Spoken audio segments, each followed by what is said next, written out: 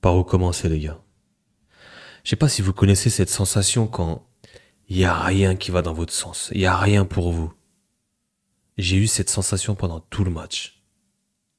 Les amis, j'espère que vous, ça va. Moi, je sors du match et c'était un match très compliqué à suivre et à regarder. Le Real Madrid qui perd à Anfield. Je vous avouerai que je suis même pas étonné. Je m'attendais pas forcément à une victoire. Je savais que ça allait être compliqué, je l'avais dit. Mais ce qui me dérange plus, c'est l'attitude. L'attitude de nos joueurs, l'attitude de certains joueurs aussi, on va en venir. Mais ouais, la défaite me choque pas, mais c'est plus, je suis assez déçu du contenu que mon équipe a proposé. On entame le match plutôt correctement. Les deux équipes se donnent coup pour coup. Il y avait une grosse intensité de Première Ligue.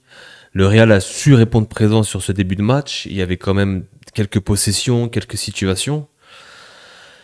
Mais rien à se mettre sous la dent. Et globalement, Liverpool a quand même maîtrisé et dominé ce match. Donc, on était sur une composition. On était sur une composition en 4-4-2, si je puis dire, en 4-3-3.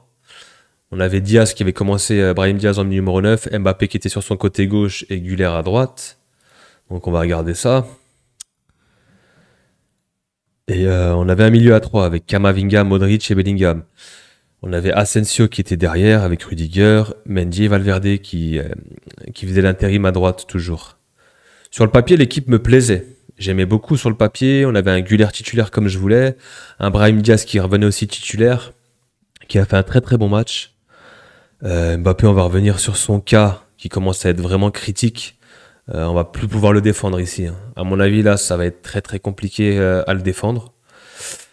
Donc sur la compo, ce que j'ai aimé, c'est de revoir ces deux jeunes qui étaient titulaires, qui ont fait un bon match, une bonne première mi-temps.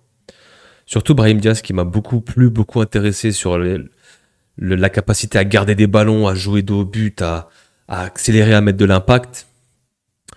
Malheureusement, Bellingham un peu trop discret. Modric a été pris par l'intensité aussi, ça allait beaucoup trop vite pour lui. Kamavinga, on va parler de sa blessure. On perd un soldat, le meilleur joueur sur le terrain, clairement. C'était le meilleur joueur sur le terrain. Il fait une première mi-temps de patron en numéro 6. Et bien sûr, il n'y a rien qui va dans notre sens, hein. On le perd encore. L'infirmerie se blinde. Un de plus. Un joueur important de plus. Les gars, ça va commencer à être compliqué. On va jouer avec l'équipe B bientôt. Et Asensio, j'ai beaucoup aimé. Et j'ai beaucoup aimé son match aussi. Il a été sérieux, surtout en première mi-temps. Il a su revenir sur Mohamed Salah. Il a su revenir sur Nunez. Il a fait des bons replis défensifs. Il a été sérieux pour sa première en Ligue des Champions. Vraiment sans complexe, rien à dire. Et un Courtois qui nous a sauvés, qui a encore fait des parades, mais et même avec un Courtois qui nous sauve, on arrive à perdre ce match 2-0 en deuxième mi-temps. Naturellement et logiquement, j'ai envie de te dire. Et ouais, mais il y a des joueurs qui ont été très décevants. Rudiger qui s'est fait prendre tout le match dans le dos, qui n'a pas su couvrir. Et puis on a eu un joueur offensif, mais à la peine. Les gars, Kylian, je vais devoir parler de lui, je suis obligé, parce que pour moi aujourd'hui, c'est son pire match avec le Real. C'est clairement sa pire prestation. Le joueur, je vais dire les termes, les gars, le joueur sur ce match, dans l'équipe, il faisait tâche. Mais vraiment.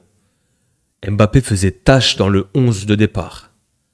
On avait tous les joueurs qui étaient impliqués, qui étaient connectés, qui couraient, et il y avait que lui dans l'attitude qui trottinait. À contre-temps. Vous savez, quand tu fais pas le pressing et que t'es à contre-temps et que t'es en retard sur des occasions, sur des situations, sur des pressings, c'était ça pendant tout le match. Je peux plus le défendre. Moi, je peux plus le défendre, je suis objectif. Il a été mauvais, voire très mauvais, voire médiocre. Il le sait, je pense, vu sa tête et vu son comportement. Dans la tête, ça va toujours pas. Il rate ce penalty qui le tire très très mal à mi-hauteur. Il donne l'indication au gardien. C'est compliqué. Mentalement, je pense que ça va toujours pas. Sur le terrain, il est très prévisible. Il y a même plus de, il arrive plus à dépasser ses adversaires, à surprendre ses adversaires. C'est hyper prévisible ce qu'il fait. Il a une palette et un répertoire de dribble qui commence à être limité, tout le monde le connaît, à faire son passement de jambe à partir sur le côté gauche, à faire ses feintes de passement de jambe à revenir dans l'axe. À part ça, je vois pas grand-chose. Dans le jeu, il est pas connecté. Je commence à être très déçu de lui et j'ai envie de vous dire les gars, j'ai bien peur de plus retrouver le Mbappé Prime. J'ai bien peur de plus le retrouver les gars. Je vais pas m'avancer, mais ça fait plusieurs matchs. Là, ça va faire une quinzaine de matchs qu'on joue, que ce soit en Liga, en Ligue des Champions, et je vois pas de signaux positifs sur ce joueur.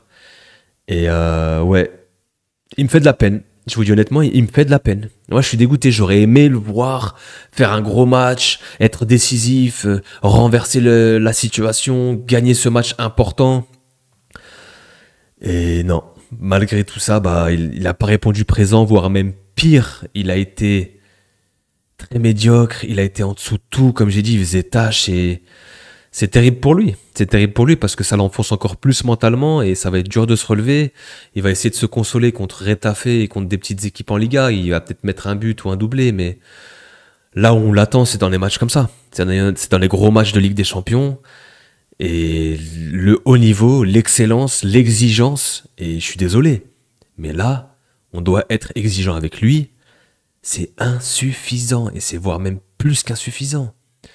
Donc ouais, il a la pire note, 5,8. Brahim Diaz a été correct à côté. Güler a fait sa mi-temps, on va dire. En deuxième mi-temps, il s'est un peu éteint. Kamavinga, comme j'ai dit, a été monstrueux. Et voilà. On se prend ce but à la 52e. Et on prend un corner derrière. Eux, ils ratent même un penalty aussi de Mohamed Salah. Donc l'addition aurait pu être beaucoup plus salée. Et au final, c'est un 2-0. Logique. Et d'un point de vue comptable, bah les gars, voilà. On est clairement aux portes du barrage avec les 5 matchs joués. Et là, on a le classement de la 5e journée. Hein. Tout à l'heure, j'ai fait la vidéo. On regardait un petit peu le classement. Là, il est officiel. Liverpool qui est premier, logiquement. Une équipe qui tourne, hein, qui que des victoires. 5 matchs, 5 victoires en Ligue des Champions. 15 points. C'est fou. Ils sont premiers de PL. Ils vont peut-être mettre 11 points d'avance à City ce week-end. On est sur un coach qui vient d'arriver, Arnaud Slot, et une équipe qui roule, qui marche, même s'ils ont eu des matchs un peu compliqués, notamment contre Southampton, etc. Mais l'équipe, elle tient la baraque. Et voilà. Donc on a un top 8 avec l'Inter, Barcelone, Dortmund qui revient bien. L'Atalanta, Arsenal, Monaco, Aston Villa, ok. On retrouve ce chapeau de la 9e place à la 24e place où il y a pas mal d'équipes. Et on est ici à la 24e place avec un bilan négatif, un bilan neutre plutôt. 9 buts marqués, 9 buts encaissés. Il y a le Paris Saint-Germain qui nous talonne juste derrière. 2 équipes en très grande difficulté. On peut retrouver un Leipzig aussi à 0 points. Et derrière, bah voilà, on a des équipes qui sont rentrées dans le rang. Hein. Belgrade, Bratislava, les Young Boys, Prague, Sturm Graz. Donc ouais. Ce résultat est fait très mal. Surtout si on regarde la liste de courses. Si on regarde le calendrier, les gars. Parce qu'il faut le regarder. Hein, on va le regarder tout le temps, de toute façon, à chaque débrief. Mais qu'est-ce qu'on a? On a Retafe en Liga. Ok, on va à Bilbao, comme j'avais dit. On va à Gijón. Et on va à l'Atalanta. On a un enchaînement de 3 matchs, les gars. Où là, j'ai bien peur que ça va être compliqué. Et les 2 prochains matchs de Ligue des Champions, c'est l'Atalanta, Salzbourg, et le 3e, c'est on va chez l'Ogre Brestois. Et je peux vous dire que ce match-là, c'est même pas dit, ça peut jouer sur ce match-là. Hein. C'est ça le pire. La qualif peut jouer sur ce match-là. Brest sera peut-être déjà qualifié, on sait pas. Ouais, Salzbourg, on doit prendre absolument les 3 points ici. Et l'Atalanta, bah, c'est une équipe qui tourne très très bien. Et aller là-bas aussi, ça va être hyper compliqué. Vu le rendement qu'on a, vu tous les blessés qu'on a, les gars, franchement, ça s'annonce. Ça s'annonce, mais vraiment, mais...